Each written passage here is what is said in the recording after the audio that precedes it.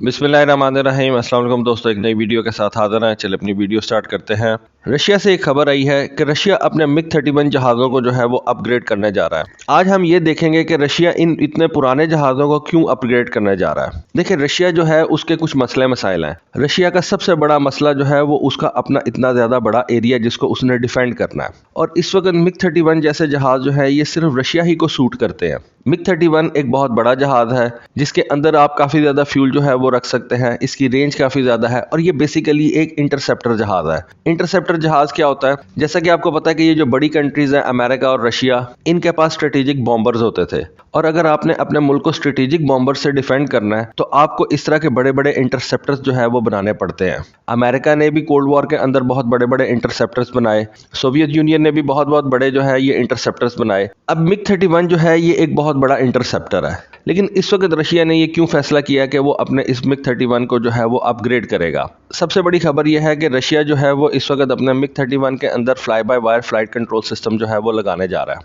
ये तो मैं आपको बाद में बताता हूँ कि रशिया इस तरह से करने क्यों जा रहा है। दूसरी चीज़ जो इस मिग 31 के अंदर रशिया अपग्रेड करेगा वो इसकी कैनोपी जो है वो उसको ओवरऑल चेंज कर देगा। उसकी क्या रीज़न है? उसकी रीज़न कुछ ऐसे है कि जब इस मिग 31 जहाज़ को जो है वो हाई स्पीड के ऊपर उड़ाया जाता है, तो जब हाई स्पीड के ऊपर कोई जहाज़ उड़ता है तो उसको ज़्यादा फ्रिक्शन का सामना करना पड़ता है। और हाई स्पीड्स के ऊपर ये जो मिग 31 की कैनोपी है ये अच्छे तरीके से जो है वो अपने आप को सस्टेन नहीं रख सकती थी और ये मेल्ट होना शुरू हो जाती थी। क्योंकि टेम्परेचर बहुत ज़्यादा बढ़ जाता है तो इसकी जो कैनोपी है वो अच्छे तरीके से अपने आप को सस्टेन नहीं रख सकती थी। इस वजह से रशिया ने ये डिसाइड किया है कि मिग 31 की जो कैनोपी है उसको भी वो ओवरऑल चेंज कर देगा। फिर रशिया ने जो इस मिग 31 की मॉडर्नाइजेशन प्रोग्राम के बारे में खबर दी है वो ये बताया है कि इसके तमाम रबर पार्ट्स और इसकी जो तमाम वायरिंग वगैरह है उसको भी रशिया चेंज करने जा रहा है। अब सवाल यह है कि ऐसा रशिया करने क्यों जा रहा है? एक इतने बूढ़े जहाज़ के ऊपर वो क्यों पैसा लगाएगा, जबकि ये पैसा वो अपने नए चेकमेट जहाज़ के ऊपर लगा सकता है, Su-57 के ऊपर लगा सकता है। देखें, ये जो Su-57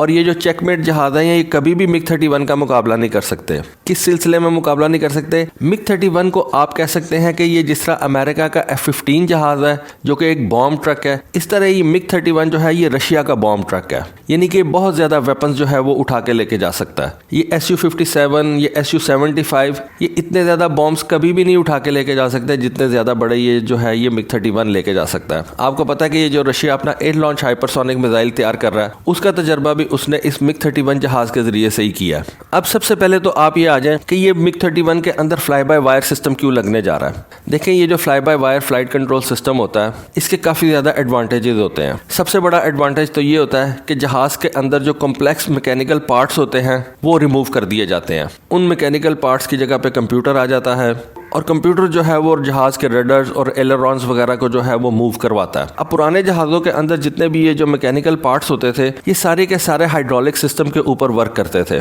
तो fly by wire flight control system आ जाने के बाद जहाज़ के अंदर ये जितने भी हाइड्रोलिक सिस्टम्स होते हैं इनको रिमूव कर दिया जाता है। जितने भी ये मैकेनिकल पार्ट्स होते हैं इनको रिमूव कर दिया जाता है। मैं सिर्फ फ्लाइट कंट्रोल सिस्टम की बात कर रहा हूँ, बाकी मैकेनिकल पार्ट्स जो होते हैं उनकी बात नहीं कर रहा। सिर्फ वो मैकेनिकल पार्ट्स और वो हाइड्रोलिक सिस्टम जो फ्लाइट कंट्रोल सिस्टम के लिए रखे जाते हैं एक जहाज़ के अंदर, उनको रिमूव कर दिया जाता है और उनकी जगह पे जो है ये फ्लाई बाय वायर सिस्टम आ जाता है और एक कंप्यूटर जो है वो इस सारे सिस्टम को कंट्रोल करता है। इससे क्या होता है, जहाज़ का जो वजन है वो काफ़ी ज़्यादा कम हो जाता है। जब जहाज़ का वजन कम हो जाएगा तो वो उतने फ्यूल के अंदर जो है वो ज़्यादा दूर तक जा सकेगा, उसकी रेंज बढ़ जाएगी। और जब इतना ज़्यादा बड़ा सिस्टम जो है वो रिमूव कर दिया जाएगा तो आपके जहाज़ के अंदर जगह बच जाएगी कि आप उस जगह के ऊपर कुछ और चीज़ें जो है वो रख सकें। तो पहली चीज़ तो ये कि जब आपने वो हाइड्रोलिक और वो मैकेनिकल सिस्टम जहाज़ के अंदर से रिमूव किए तो जहाज़ का जो वेट था वो कम हो गया। फिर जहाज़ के अंदर आपको जगह ज़्यादा अवेलेबल होगी। तो अगर उस जगह के ऊपर अगर आप फ्यूल ही ज़्यादा रख दें तो जहाज़ की जो रेंज जो ऑलरेडी बहुत ज़्यादा बढ़ चुकी थी वो और ज़्यादा इंक्रीज हो जाएगी।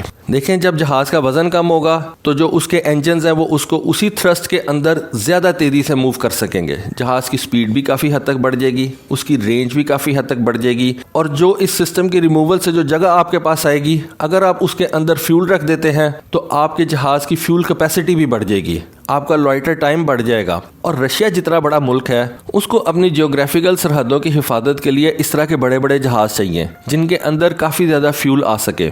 तो जब इस MiG-31 के अंदर fly by wire flight control system आ जाएगा तो इसके अंदर फ्यूल कैपेसिटी बढ़ जाएगी, इसका लॉइटर टाइम जो है वो काफ़ी ज़्यादा बढ़ जाएगा और ये ज़्यादा दूर तक जा सकेगा। शायद आपको पता हो कि इस वक्त दुनिया के सारे जो बड़े बड़े ममालिक हैं इनका सारा फोकस जो है वो आर्कटिक सर्कल के ऊपर है। आर्कटिक सर्कल के नीचे है दुनिया के खजाने और हर मुल्क जो है वो यही चाहता है कि वो इन खजानों को हासिल कर रहे, वो इन नेचुरल रिसोर्सेज को जो है वो अपने मुल्क के लिए जो है निकाल के ले आए। इसके लिए अमेरिका भी जो है वो उसके ऊपर क्लेम रखता है, कनाडा का भी क्लेम है आर्कटिक सर्कल के ऊपर, रशिया का बहुत बड़ा क्लेम है। तो जब आपने अपने बिजनेस इंटरेस्ट को सेफगार्ड करना हो तो आपको उसके लिए मिलिट्रीज की ज़रूरत पड़ती है। और आर्कटिक सर्कल के ऊपर दूर तक अपनी फ़्लाइट्स बढ़ाने के लिए रशिया ने जो है वो मज़ीद एयर बेसिस जो हैं वो बनाना शुरू कर दी हैं। और ये जो नई एयर बेसिस रशिया बनाने जा रहा है इनके ऊपर रशिया अपने ये MiG-31 जहाज़ रखेगा। अब ये जो आर्कटिक सर्कल है इसको सारे के सारे को कवर करने के लिए रशिया को जो है वो 2-3 काम करने पड़ेंगे। सबसे पहले तो रशिया को ये करना पड़ेगा कि वहाँ पर रशिया को नई एयर बेसिस बनानी पड़ेंगी। रशिया ने ये काम शुरू कर दिया हुआ है, उसने आर्कटिक सर्कल के नज़दीक जो है वो नई एयर बेसिस तैयार करनी शुरू कर दी हैं। फिर उसको ये काम करना पड़ेगा कि इन नई तैयार करदा एयर बेसिस के ऊपर ये बड़े बड़े लॉन्ग रेंज जहाज जो हैं इनको रखना पड़ेगा। उन एयर बेसिस के ऊपर रशिया ने ये अनाउंस किया कि हम ये MiG-31 जहाज रखेंगे। दूसरी तरफ रशिया ने ये काम शुरू कर दिया कि इन MiG-31 जहाज़ों को जो है उसने इम्प्रूव भी करना शुरू कर दिया। अब अगली जो दुनिया के अंदर टसल होगी वो आर्कटिक सर्कल के ऊपर होगी, आर्कटिक सर्कल के जो खजाने हैं उनके ऊपर होगी। और रशिया ने उनकी तैयारी जो है वो अभी से करना शुरू कर दी है। उसने वहाँ पे एयर बेसिस भी बनाना शुरू कर दी हैं। उसने इन MiG-31 जहाज़ों को जो है वो मॉडर्नाइज भी करना शुरू कर दिया ताकि आने वाले दिनों के अंदर वो अपने आर्कटिक सर्कल का जो एरिया है उसको वो अमेरिकन एग्रेशन से सेफगार्ड कर सके। ये जो रशिया के MiG-31 लॉन्ग रेंज इंटरसेप्टर्स हैं ये इस वक्त भी कॉम्बैट अलर्ट के ऊपर है आर्कटिक सर्कल के अंदर।